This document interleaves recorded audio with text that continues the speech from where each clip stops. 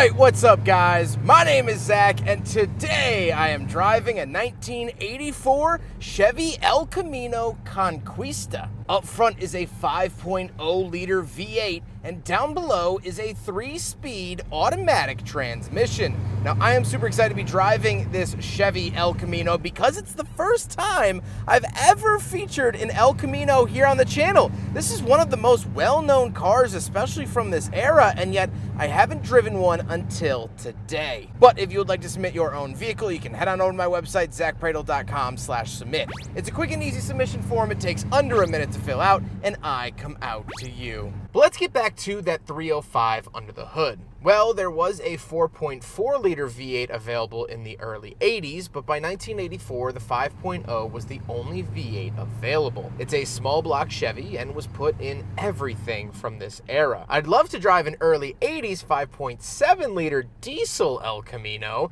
which made 105 horsepower, but was also very unreliable. This 305 made 150 horsepower, which was modest for the era. Like I said, paired to it is a 3-speed automatic. It does have a lockup torque converter for highway cruising, but it still left me wanting another gear. Last but not least, of course, the El Camino is rear-wheel drive, since it's based off the G-body platform that is shared with like the Regal, Monte Carlo, and other vehicles of the era. So how does it feel to drive an El Camino? Well, it drives like all those vehicles I just listed on the G-body platform. The steering is light and numb, the throttle is lazy, but visibility is good, and for what the El Camino was trying to achieve, I think it drives all right. With that stuff out of the way, let's talk about the interior. Well, in front of me, I have digital gauges.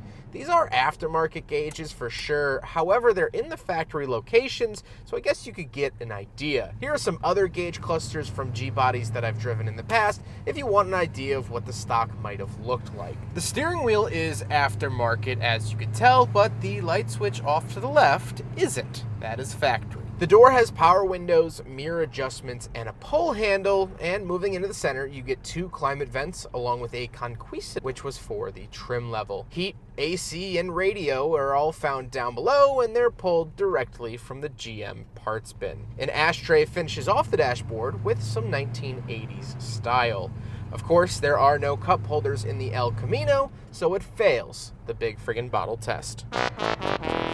The seats are comfy and have the Chevy logo stitched into them. I've always loved GM seats from this era, and of course the El Camino carries on that legacy. While we don't have any back seats, we do have a bed. That was the cornerstone of the El Camino. Business up front and party in the back. While it's not the most useful truck ever made, it was enough for suburban dads to load their midlife crisis motorcycles into the back of. So at least it does that pretty well. If you're born with the gift of sight, then you'll realize that this El Camino is orange.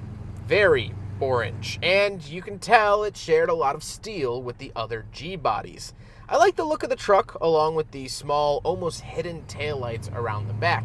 You can see why a third brake light would become mandatory 2 years later. It does also have some nice swooping lines around the back of the truck. However, it's so unapologetically an El Camino, it can't even get out of its own way. But with all of that being said, let's get on to my final thoughts. What do I think driving my first El Camino? Well, after having some experience with the Ford Ranchero, I was excited to try out the competition. Back in 1957, Ford put out the Ranchero after talking to their Australian colleagues. Chevy decided to respond in 1959 by introducing the El Camino.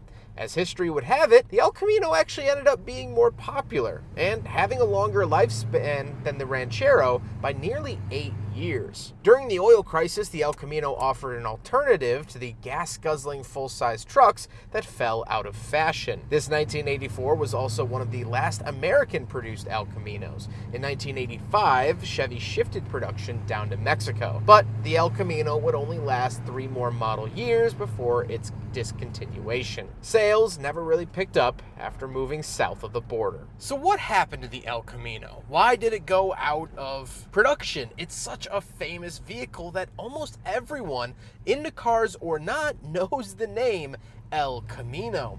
Well, there were a couple of reasons. First of all, the El Camino wasn't quite what it was back during its original conception. Throughout these 60s and 70s, you could get big engines. And in 1970, you could get a 454 big block LS6 that made 450 horsepower. Here in the 80s, even in its top motor trim, it made 150 horsepower. So the people that bought it because they wanted a muscle truck, well, it wasn't really a muscle truck anymore. Another big selling point for the El Camino was the fact that it was luxurious and drivable like a car, but had the utility of a truck.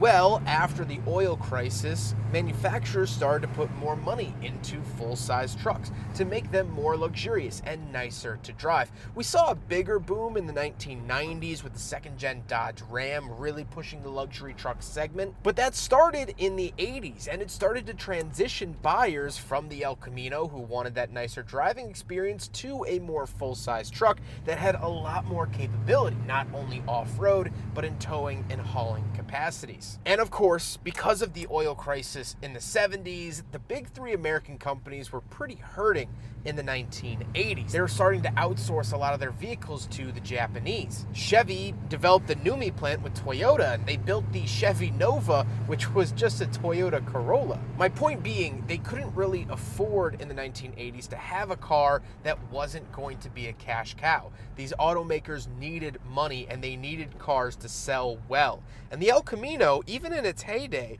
was never a big seller. It was never a big numbers car. It was kind of a fun, tongue-in-cheek automobile. Ford saw that writing on the wall with the Ranchero years earlier and cut its production short. The El Camino still sold about 20,000 a year, but in that time, that wasn't enough to keep the lights on. And so even when they tried to save it by lowering their manufacturing costs and sending it down to Mexico for building, it wasn't enough. And the El Camino ceased to exist after the 1987 model year. So here's a mid-80s El Camino. It might not be the best one that they ever made, but it's a steel and rubber monument of an icon from yesteryear. I hope you guys enjoyed the video. Huge thank you to Andrew for letting me borrow his El Camino for today's video. I was here to film something else, but this hillbilly construction cone caught my eye and I had to drive it. So huge thank you to Andrew for accommodating me. But I hope you guys enjoyed the video. Don't forget to rate the video, comment on the video, and subscribe if you really liked it. Take care, guys.